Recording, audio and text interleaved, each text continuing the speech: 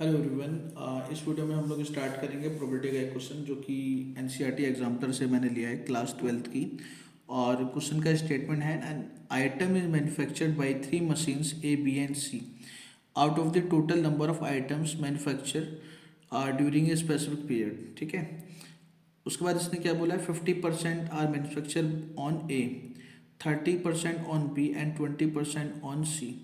इसने बोला है कि एक आइटम है जो कि मशीन ए बी सी से मैन्युफैक्चर हो रहा है। ठीक है, और किसी पर्टिकुलर टाइम में 50% तो मशीन ए बनाती है उसे, और 30% मशीन बी और 20% ऑन मशीन सी। ठीक है, अब आगे दे रखा है 2% of the item produce on A and 2% item produce on B are defective and 3% of this produce on C are defective. ठीक है, मतलब item produce by machine A by machine B and machine C आपको 2% और 3% दे रखा है।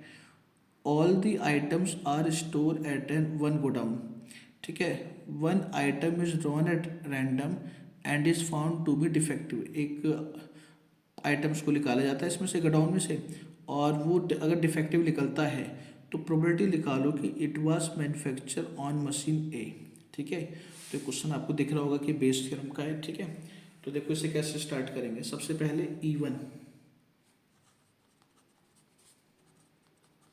E1 हम let करेंगे इवेंट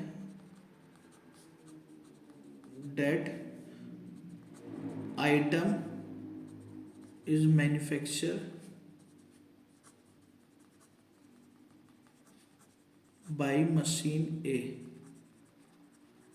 ठीक है, इसी तरीके से E2 हमारे पास हो जाएगा items manufacture machine by B.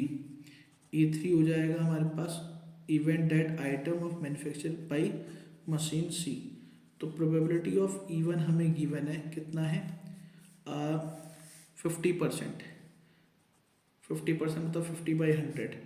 Probability E2 हमें गिवन है कितना, 30%, 30/100।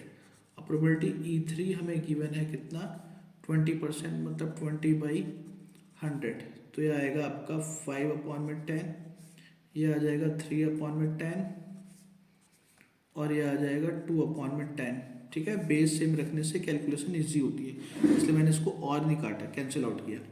अब इसने बोला है कि एक डिफेक्टिव आइटम प्रोड्यूस हो रहा है ना, तो ए हमारे पास इवेंट हो जाएगा event that an item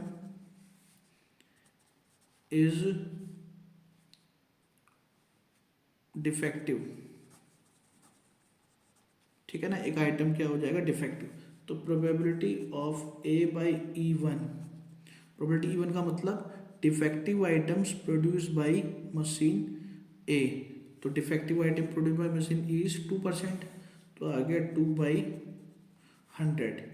probability A by E2 का मतलब हो गया item produce by machine B, वो भी कितना दे रखा है, 2%, तो 2/100। प्रोबेबिलिटी ए बाई E3 का मतलब हो गया कि आइटम प्रोड्यूस बाई मशीन सी, उसमें इसने बोला है 3%, तो आएगा 3/100। ठीक है, अब हमें फाइंड क्या करना है कि it was produce by machine A, मतलब probability of E1 by A find करना है, जो कि बेस थ्योरम से होगा।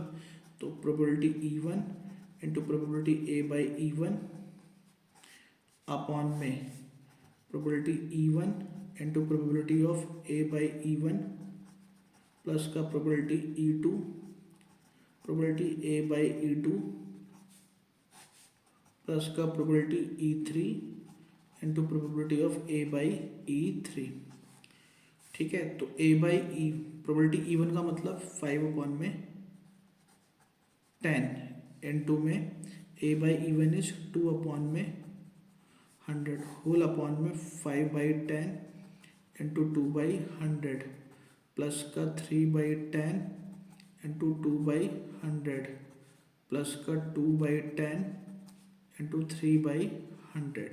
ठीक है, अब यहाँ पे नीचे 1000 तो कैंसिल आउट हो जाएगा एलसीएम आके। मतलब इस तरीके से देखो, 5 इंटू में 2 हो गया 10 अपॉन में 1000 होल अपॉन में 10 प्लस का 6 अपॉन में 1000, इससे कैंसिल आउट हो जाएगा। उसके बाद आपके पास ये आ गया 10 अपॉन में 22, तो हो जाएगा 10/22 मतलब कि 5/11, तो ये इसका फाइनल आंसर आ गया। ठीक है।